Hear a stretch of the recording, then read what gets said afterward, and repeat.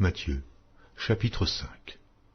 Voyant la foule, Jésus monta sur la montagne et, après qu'il se fut assis, ses disciples s'approchèrent de lui. Puis, ayant ouvert la bouche, il les enseigna et dit : Heureux les pauvres en esprit, car le royaume des cieux est à eux. Heureux les affligés, car ils seront consolés. Heureux les débonnaires, car ils hériteront la terre. Heureux ceux qui ont faim et soif de la justice, car ils seront rassasiés. Heureux les miséricordieux, car ils obtiendront miséricorde. Heureux ceux qui ont le cœur pur, car ils verront Dieu. Heureux ceux qui procurent la paix, car ils seront appelés fils de Dieu. Heureux ceux qui sont persécutés pour la justice, car le royaume des cieux est à eux. Heureux serez-vous lorsqu'on vous outragera, qu'on vous persécutera, et qu'on dira faussement de vous toutes sortes de mal à cause de moi. Réjouissez-vous et soyez dans l'allégresse, parce que votre récompense sera grande dans les cieux. Car c'est ainsi qu'on a persécuté les prophètes qui ont été avant vous. Vous êtes le sel de la terre. Mais si le sel perd sa saveur, avec quoi la lui rendra-t-on ? Il ne sert plus qu'à être jeté dehors et foulé aux pieds par les hommes. Vous êtes la lumière du monde. Une ville située sur une montagne ne peut être cachée, et on n'allume pas une lampe pour la mettre sous le boisseau, mais on la met sur le chandelier, et elle éclaire tous ceux qui sont dans la maison. Que votre lumière luise ainsi devant les hommes, afin qu'ils voient vos bonnes œuvres, et qu'ils glorifient votre Père qui est dans les cieux. Ne croyez pas que je sois venu pour abolir la loi ou les prophètes. Je suis venu non pour abolir, mais pour accomplir. Car je vous le dis en vérité, tant que le ciel et la terre ne passeront point, il ne disparaîtra pas de la loi un seul iota ou un seul trait de lettre jusqu'à ce que tout soit arrivé. Celui donc qui supprimera l'un de ces plus petits commandements et qui enseignera aux hommes à faire de même sera appelé le plus petit dans le royaume des cieux. Mais celui qui les observera et qui enseignera à les observer, celui-là sera appelé grand dans le royaume des cieux.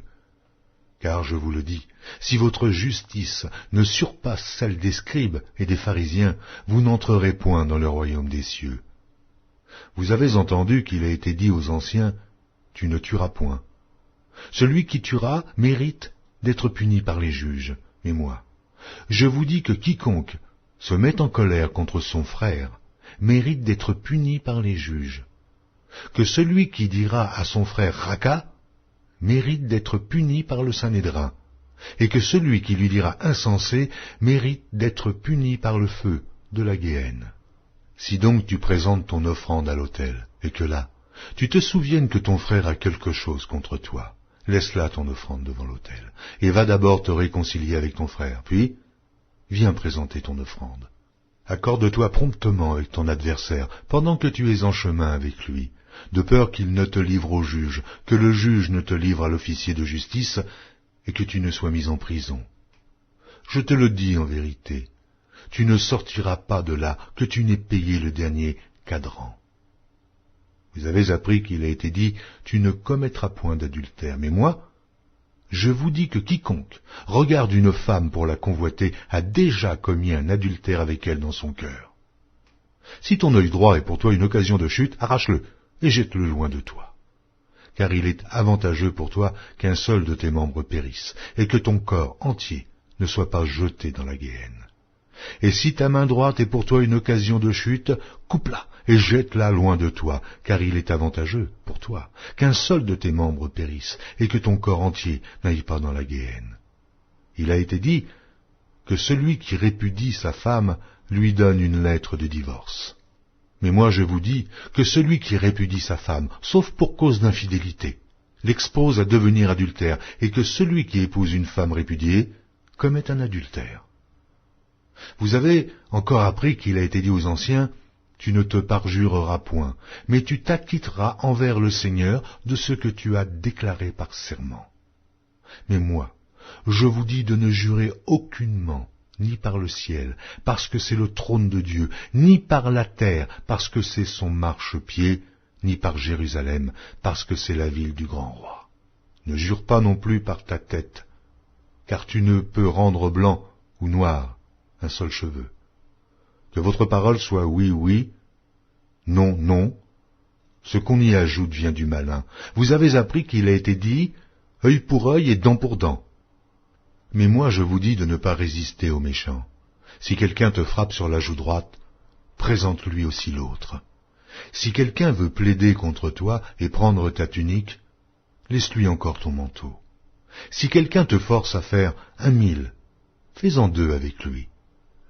Donne à celui qui te demande, et ne te détourne pas de celui qui veut emprunter de toi. Vous avez appris qu'il a été dit, tu aimeras ton prochain, et tu haïras ton ennemi.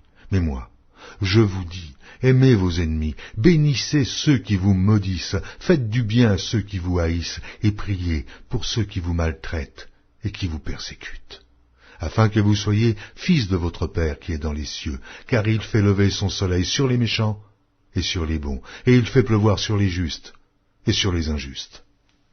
Si vous aimez ceux qui vous aiment, quelle récompense méritez-vous? Les publicains aussi, n'agissent-ils pas de même? Et si vous saluez seulement vos frères, que faites-vous d'extraordinaire? Les païens aussi, n'agissent-ils pas de même? Soyez donc parfaits, comme votre Père céleste est parfait.